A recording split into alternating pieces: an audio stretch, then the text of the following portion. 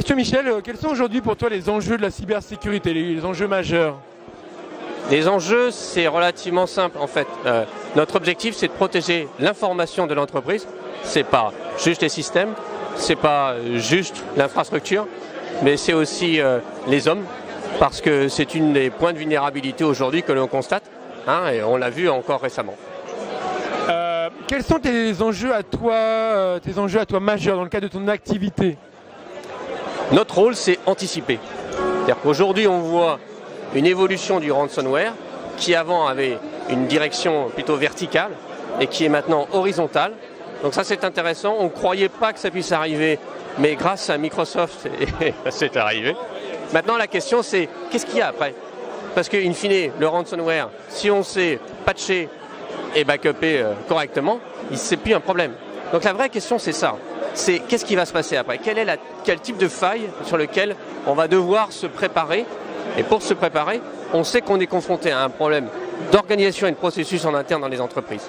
Et c'est ça ce qu'il faut réussir à comprendre pour être prêt à la prochaine bataille. Alors justement, quels vont être les nouveaux enjeux de la sécurité avec toutes les ruptures technologiques qui impactent l'entreprise? On parle aujourd'hui de blockchain, d'objets connectés, on parle de robotisation, d'intelligence artificielle, de drones. Quels vont être les nouveaux enjeux de la cybersécurité avec toutes ces ruptures-là? Alors ce qu'on voit, c'est que les hackers sont toujours animés par une motivation financière très élevée. On a vu aussi que le montant des rançons avait plus tendance à diminuer. Ça veut dire que si ça diminue, ça veut dire que le scope s'élargit. C'est intéressant de voir ça. Et quand on pousse un peu plus la réflexion, on se dit, mais si le scope s'élargit, qu'est-ce qui va au-delà du smartphone, qui est déjà parti partout, qu'est-ce qui va arriver demain? Eh bien, c'est les IoT. Les IoT vont être la prochaine cible de l'ensemble des hackers. Et ils ne vont pas demander 300 $, ils vont demander 50 $ pour que votre frigo il marche, pour que votre machine à café elle marche, pour que voilà, 50 $, 50 €, c'est rien. Et au-delà des enjeux de l'entreprise, ça va être un enjeu sociétal qui va impacter tout le monde.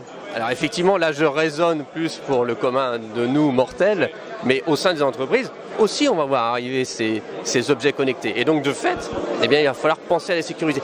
Et aujourd'hui, ce n'est pas dans la conception de ces objets. On l'a vu avec la dernière attaque Deny of Service du 21 octobre dernier, ou un petit peu avant OVH qui s'était fait attaquer d'une manière magistrale, mais d'une puissance incroyable, avec plus de 150 000 caméras IP qui avaient été détournées de leur fonction. Voilà, c'est ça ce qui peut nous arriver demain.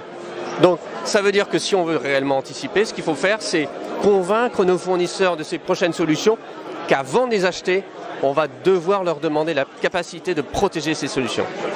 Merci beaucoup Michel. Je t'en prie mon cher Samuel.